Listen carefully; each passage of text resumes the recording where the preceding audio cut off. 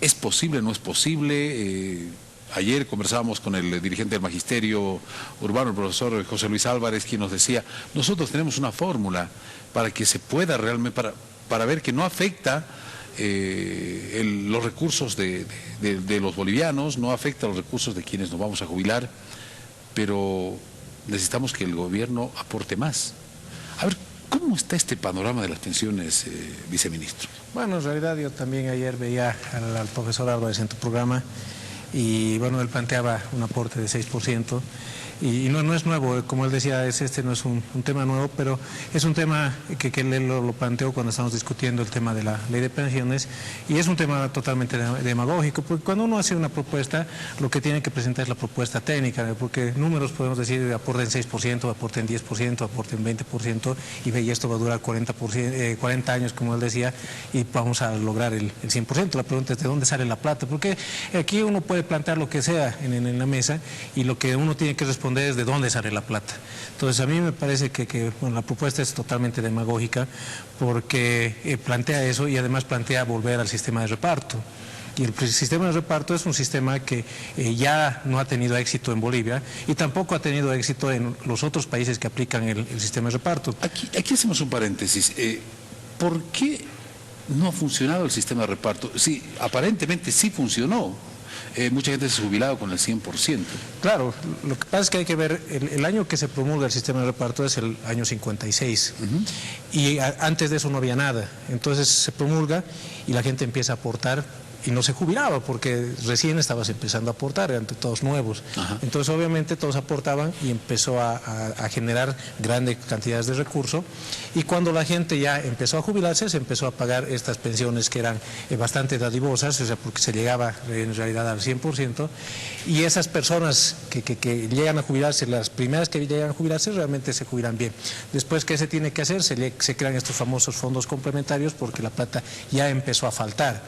Y posteriormente la plata ya no alcanzaba y el sistema quiebra, en realidad el año 96, 97. Hubo una quiebra. Claro, ya no había plata, realmente ya no había para pagar, y eso es lo importante tener en cuenta, perdón César, si me dejas terminar, hay que tener en cuenta porque lo que está pasando hoy es lo que quieren replicar del pasado. O sea, ¿qué ha pasado en el pasado? Han empezado a pagar unas buenas rentas y cuando ha quebrado el sistema, ¿quiénes han sufrido las consecuencias? Así la gente que se jubiló en ese sistema de reparto al final. Son los jubilados que tenemos hoy, los jubilados del sistema de reparto que han tenido que hacer la marcha de Caracollo, la marcha de Patacamaya. ¿Por qué? Porque tenían rentas ínfimas, no tenían rentas, y a eso queremos volver, porque queremos jubilar a los que hoy día están en edad de jubilación, en desmedro de los que hoy son más jóvenes, que van a tener que pasar o que han pasado nuestros viejitos de reparto de hoy. Profesor Álvarez decía, yo le preguntaba, ¿por qué ya no funcionó más el sistema de reparto? Profesor Álvarez decía porque el presidente Sánchez de Lozada quería beneficiar más a los empresarios y no a los trabajadores. No es así, o sea, hay que ser muy honestos en esto, no es o sea, porque tienes respuestas políticas, pero hay que ver las respuestas técnicas en realidad.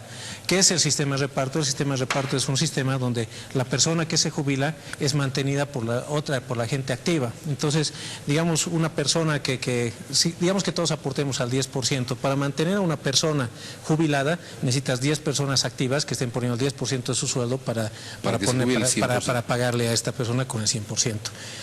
Cuando estas 10 personas que en su vida activa te han financiado llegan a la edad de jubilación, necesitas 10 por cada una, o sea 100.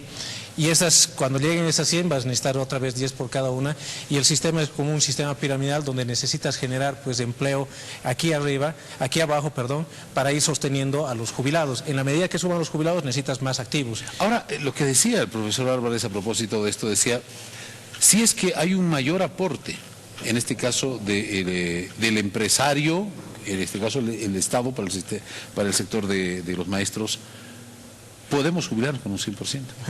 Como le digo, las propuestas demagógicas se pueden darse, pero el tema es hacer los estudios actuariales, y eso es importante tener en cuenta, porque jubilarse con el 100% implica realmente pagar rentas altas. Yo les pongo el ejemplo de los mineros, por ejemplo. Hay gente que hoy día está ganando 35.000, 40.000 bolivianos. Y esas personas, si uno ve lo que ha aportado en el pasado, ha aportado realmente pues menos de los 40.000. Entonces en un mes nos vamos a comer todo lo que él ha aportado y después de algún lugar tenemos que sacar 40.000 bolivianos por 20 años que va a vivir. Entonces, ¿de dónde sacamos ese dinero? Y ese algún lugar es incierto. Claro, o sea, el Estado no puede. Bueno, el Estado en este momento está aportando como patrón. Realmente el Estado, de nuestro fondito solidario que hemos creado en la ley 065, aproximadamente la mitad de los aportes vienen del Estado, viene como empleador, aporta por todos sus empleados, por el sector salud, realmente aporta casi el 50% de todo lo que se recauda en el sistema. A ver, por ejemplo, nosotros los trabajadores aportamos un 0,3%. 0,5%. Perdón, 0,5%. El empleador, o sea, la empresa, aporta un 0,3%. 3%. 3%. Claro, 6 veces más, ¿no? 3%, no 0,3%, perfecto. El Estado, ¿cuánto aporta? No, a ver, el Estado, lo que pasa es que hay que ver cómo viene el sistema integral. Eso. El sistema integral tiene 3 regímenes, uno que es el contributivo, el semicontributivo y el no contributivo. El Estado, ¿cuál es el aporte del Estado? Es el no contributivo, que es nuestra renta de dignidad. Entonces, toda esta plata la pone el Estado. Y ahí también quiero, si me dejas un paréntesis, refutar lo que ayer decía el profesor Álvarez, donde decía que la renta de dignidad es el cambio del bonosol. Y eso es totalmente incorrecto, porque realmente el decir eso es no conocer el fondo o el origen de las cosas. El bonosol en realidad era un beneficio que no era universal. ¿Por qué? Porque solamente era para los bolivianos que habían tenido 21 años en ese momento, en la época de la capitalización, y ahí se acababa. Ese es el primer tema. El segundo, las fuentes de financiamiento eran las supuestas utilidades de las empresas que se habían capitalizado. Las empresas no rendían lo suficiente para pagar el bonosol y tenías que vender esas acciones. ¿Y a quién le vendías? Le vendías al fondo de capitalización individual y le vendías a precio de capitalización. Entonces, por ejemplo, el YOI, que valía 0, nos los vendían a lo que habían capitalizado. ¿Y quién sufría las consecuencias? Nuestros ahorros previsionales, nuestros ahorros para jubilación. Entonces, ese es el origen. La renta de dignidad cambia totalmente eso. Primero, es universal, porque el que nace hoy día, el que tiene 10 años, el que tiene 20, el que tiene 50, el que tiene 60, va a tener ese beneficio, pues universal. Y segundo, la fuente de financiamiento es el impuesto a los hidrocarburos, es lo que nosotros vendemos, es el impuesto que capta el Estado por esta venta de hidrocarburos, fruto de la nacionalización, es lo que financia la renta de dignidad. Entonces hay diferencias realmente importantes. Entonces, volviendo, después del paréntesis, volviendo a este tema del régimen no contributivo, eso es lo que pone el Estado. Aproximadamente 250 millones de dólares al año, que hoy día va a subir casi a 300 por estos 50 bolivianos que hemos subido. Y después viene el régimen semicontributivo, que es para las personas que menos ganan, donde se financia con parte del aporte del empleado y la otra parte la pone el Fondo Solidario, donde también el Estado pone por todos sus trabajadores. No nos olvidemos que el principal empleador en Bolivia es el Estado, entonces pone por su 3% por cada empleado que tengamos. Y por último tenemos el contributivo, que está destinado a las personas que han ganado bien. ¿Por qué? Porque esas personas van a poder jubilarse solamente con el aporte que han hecho en su vida laboral. Ahora, bueno, escuchábamos que otros sectores se van a sumar a la medida. Los profesionales de la Universidad Mayor de San Andrés también quieren jubilarse con el 100%, los médicos quieren jubilarse con el 100%, los policías quieren jubilarse con el 100%, todos queremos jubilarnos con el 100%. Bueno, yo también me gustaría jubilarme con el 100%, pero el tema aquí es de dónde sacamos la plata. Ese es el tema aquí principal. Porque ¿Usted también quiere jubilarse con el 100%? Bueno, todos queremos. Pero realmente es que esto aquí ya... la divergencia va... Hay que ser serios. ¿De dónde sacamos la plata? Ese es el tema. Porque aquí todos queremos, no sé, tal vez jubilarnos incluso hasta con más del 100%, pero el tema es de dónde sacas el dinero. Y ese es el tema. Nosotros, cuando llegamos al gobierno, vemos que la ley 1732, y en eso coincido con el profesor Álvarez, era netamente individual y había que hacer algo. Pero había que hacer algo en función de los que menos ganaban, los que ahorraban muy poco y llegaban a rentas realmente muy pequeñas. Entonces, por eso creamos el Fondo Solidario, para satisfacer las necesidades o para mejorar las rentas de aquellos que ganaban menos. Hoy nos plantean que quieren todos el 100%. ¿Qué estamos haciendo? En realidad estamos buscando beneficiar a los que más ganan. Porque te pongo un ejemplo, digamos un maestro que gana 3.500, lo vamos a jubilar con los 3.500 si es que aceptamos este 100%. Lo vamos a jubilar. ¿Cuánto va a poner el Fondo Solidario por este maestro? Por ahí 1.500, 2.000 bolivianos. Y al minero que quería, o al minero, o al profesional petrolero, que está ganando 40.000, 50.000, o al ejecutivo de banco que gana 50.000, le vamos a agarrar y le vamos a pagar 50.000 bolivianos, financiándole de eso, no sé, 25.000.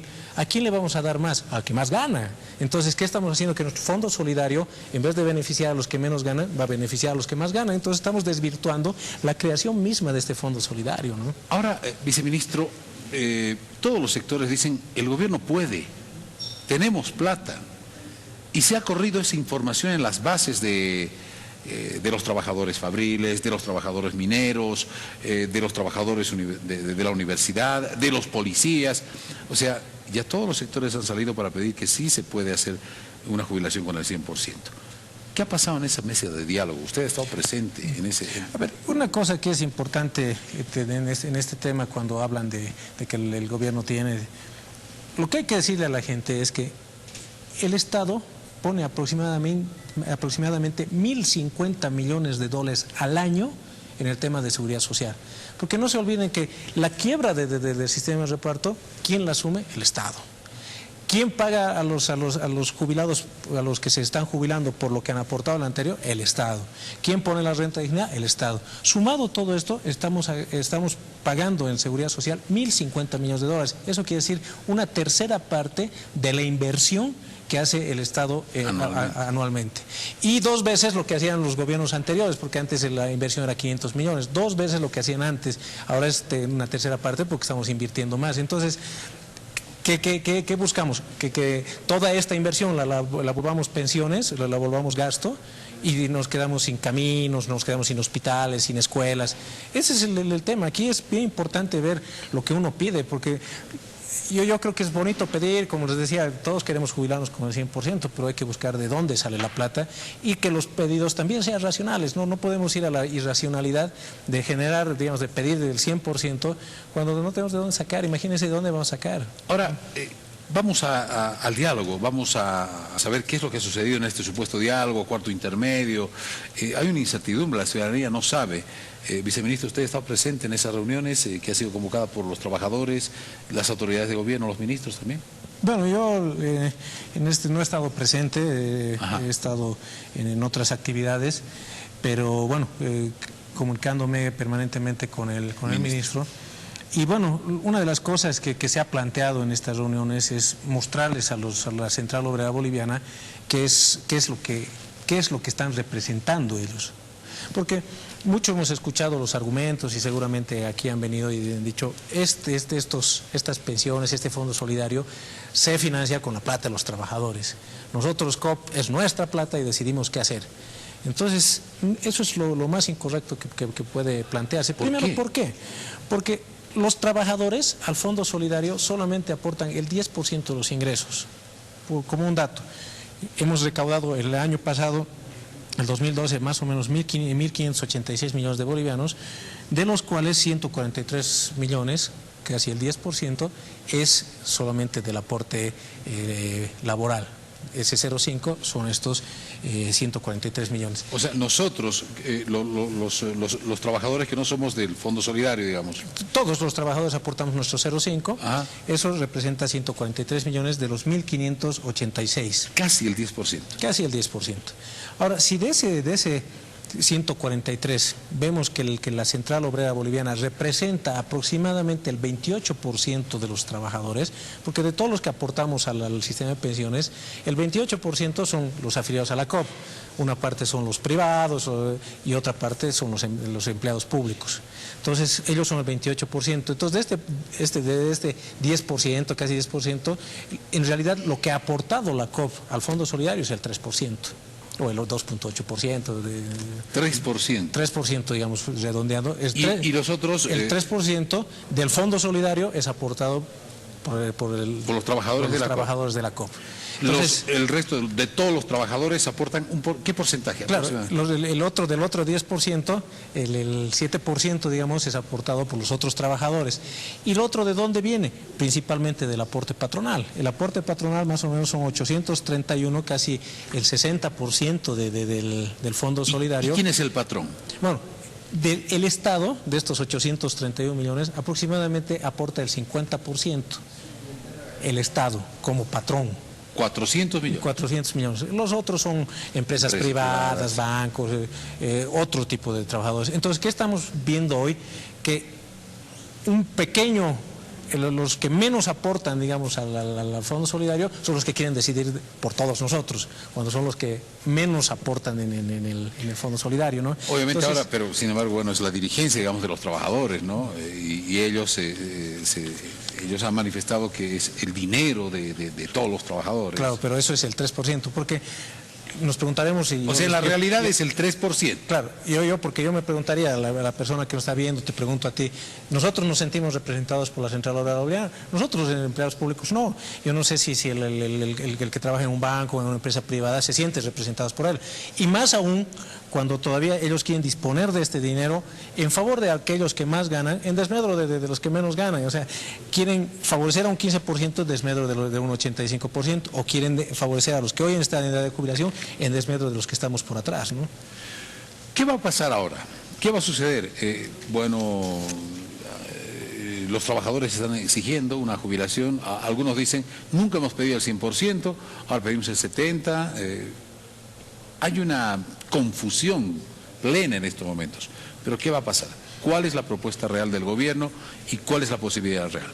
Nosotros estamos en diálogo y como le digo, toda propuesta tiene que venir detrás con una propuesta técnica, un respaldo técnico. Un respaldo técnico.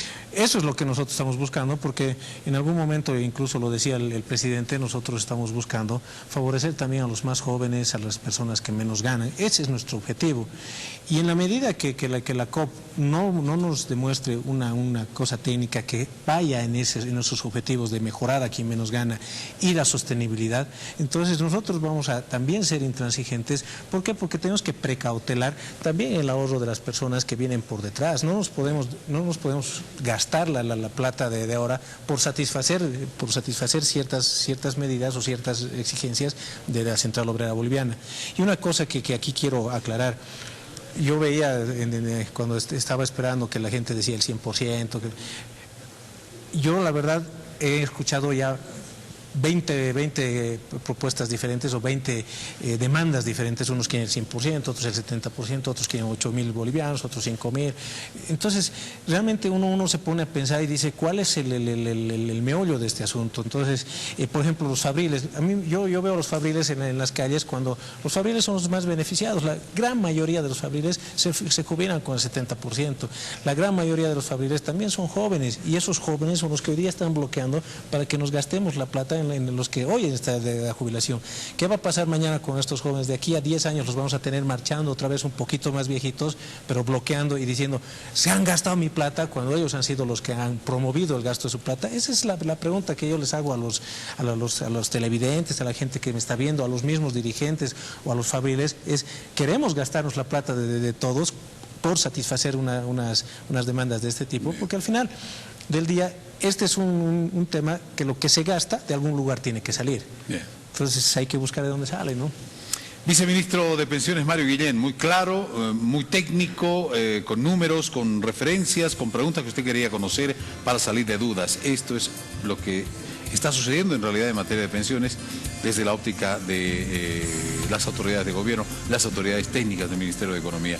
Los trabajadores siguen en diálogo con el gobierno en estos momentos. Viceministro, muchas gracias. No, muchas gracias a ti. Muy amable, gracias por estar con nosotros.